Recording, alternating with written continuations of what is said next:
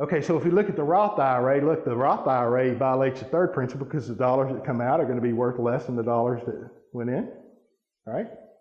And then your income levels potentially phase you out of the ability to participate in a Roth. The conversion's always taxable. Okay, that could be good or bad depending on the timeline.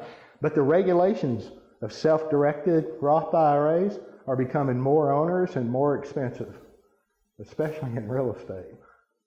Right? And that's not going to change. You think the IRS is going to wake up tomorrow and say, oh my gosh, this is too complicated for the average investor. We need to simplify it.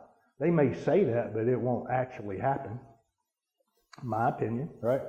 So now we're going to take a closer look at the timeline of a qualified plan. And I've just got an individual going to work at 19 and a half years of age.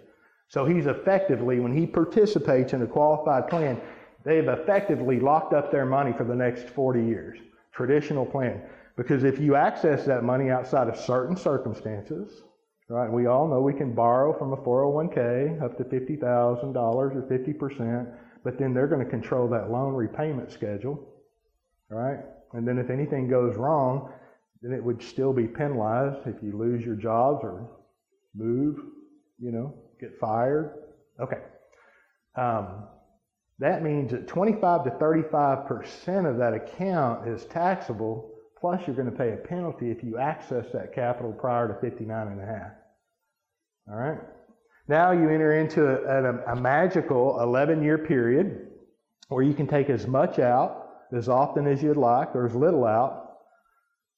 No penalties, just ordinary income taxable. But then you turn 70 and a half.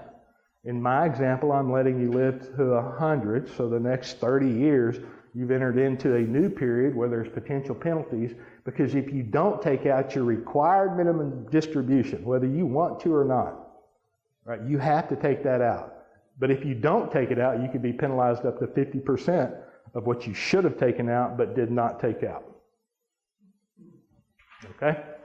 That means 80 to 85% of the time on that timeline, the owner is in a penalty phase. 45% of all plans liquidate fully or partially prior to retirement. That number went up to over 70% in 2009, 10, and 11. And those are Fidelity Investment statistics. Now, why would anybody put the majority of their capital in an entity for their retirement and then go through all the penalties and taxation prior to retirement? Why would anybody take that money out after they put it up for retirement? Because life happens, medical emergencies, education, they move, there's a job loss, right? They need access to capital. The majority of their capital is in their primary residence or their qualified plan. You lose a job, you tell me how many bankers are going to give you a loan, a home equity loan, a cash out refi, right? 70% do what? Liquidate, fully or partially, prior to retirement. That was 45. The number went up to over 70 in 2009, 10, 10, and 11. All right, so life does happen. Okay. The question here is very simple. Is who's the plan designed for? It's obvious, right? It's designed for Uncle Sam. Okay, all qualified plans violate the law of use. The traditional plans, because you give up or restrict the control, use, and liquidity of your money. Right, so if you're not using it, someone else is, and I promise you that someone else is. They're putting velocity to your money and they're profiting from it.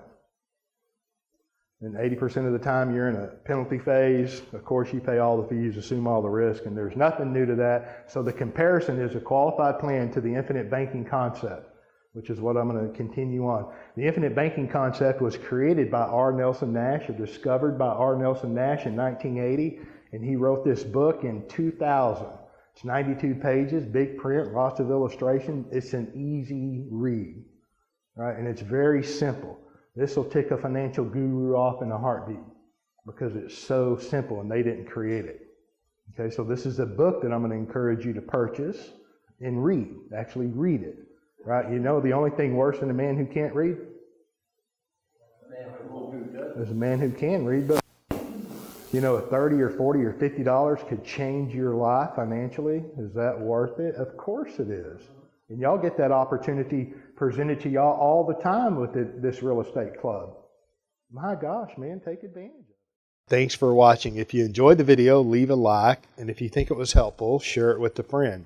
If you want to see more videos like this, then subscribe down below and click the bell icon so you can be notified when we release new videos. And we are releasing new content all the time. Don't miss it. Thanks for stopping by.